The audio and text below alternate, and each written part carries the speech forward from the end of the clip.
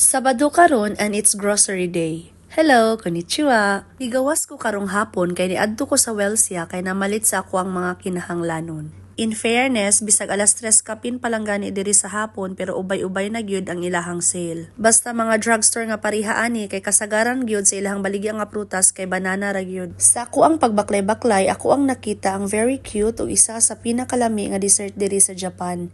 Ichigo ang iyang flavor ani, strawberry. Unya, I love you man kaayo ang iyang presyo mo nang sunod na lang nako siya paliton. Nakita po day nako ni siya og apil, isa po ni sa mga famous nga mga dessert ni Diri sa Japan. Puri ni siya. Sumao to, wala gihapon ta na malit. So nidiretso nako diri sa mga gatas. Klase-klase ang ilahang mga gatas diri na 100%, napoy 86%. Sa presyo na lang gyud magdaog kay syempre mas mahal man gyud ang 100% nga raw milk. Unya, di pud kamahayan ang iyahang lasa kay lami gyud siya. Nasilipan po day na kog apil ang mga presyo sa ilahang chocolates dire. So far, ubay-ubay gyud ang sale sa ilahang chocolates. Murag halos gyud ta na nag-sale, gamay lang ang wala. Kay kung yellow gani ang gibutangan sa presyo ana, ibig sabihin giubusan nila ang price. Pati ang ilahang mga nakabox nga mga chocolates kay niubos pod ang presyo. Pariha aning almond og macadamia, mga gana og uban pa. Naapod sila yung mga cookies and cream diri nga tag 118 ang price niya, daghan na kaayo ang sulod. Naapoy set sa chocolates nga 50 plus na ang iyahang sulod unya naalang sa mga 429 yen. In peso naa sa mga almost 200. So murag wala na koy nalimtan unya nakuha na nako akong gusto nga paliton so magpa-counter na ta. Diri sa Japan kay ikaw ang manulod sa imuhang mga gipalit pag humani mo og bayad. So una na akong gisulod ang itlog. Di gyud pwede mawala ang egg kay gamit gyud kayo siya sa tanang butang, mapasud-an man na or dessert. Next na tong gisulod kay ang gatas. Paborito gyud nako ni siya.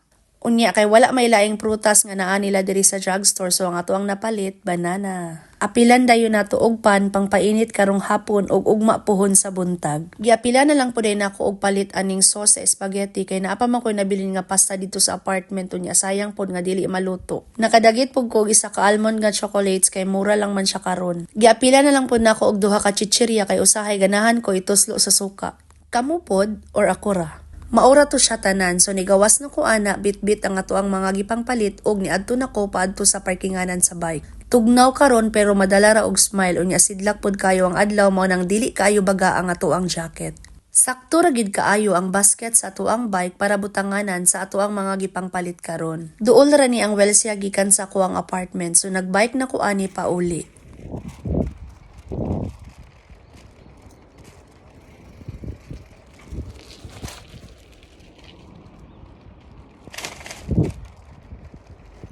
On my way home, kay klaro kaayo si Mount Fuji. Dili gyud ko magsawa og tan-aw sa iyaha kay nindot gyud kaayo ang iyahang view.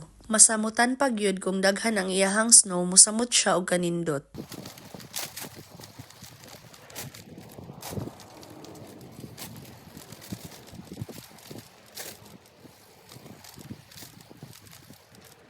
Pag muliko na ganita ani nga kanto, ibig sabihin diri na ko dapit sa ako apartment. Ang right side ana mauna na siya. Naabot na ta unya giparking na dayon nako ang bike unya gikuha na nako ang atuang gipalit ganina sa Welsia. Tapos mosulod na ta karon. Tama-tama pod sa ako ang pag-abot kay medyo gigutom nako kay wala pa tay paniud to ana. Late pambugog ko na mahaw kay syempre Sabado karon so late pug ko ni bangon. Hangtod second floor lang niya nga ako ang apartment unya naata nahimutang sa second floor pod unya didto sa pinaka tumoy. Bali 8 lang mita na nag-occupy diri, upat sa baba, upat pod sa taas. Pagsulod nako, ako ada yung gipanggawasan ako ang mga gipalit ganina. Ang worth ani niya tanan kay naa sa 1,300 yen. In peso kay 500 plus.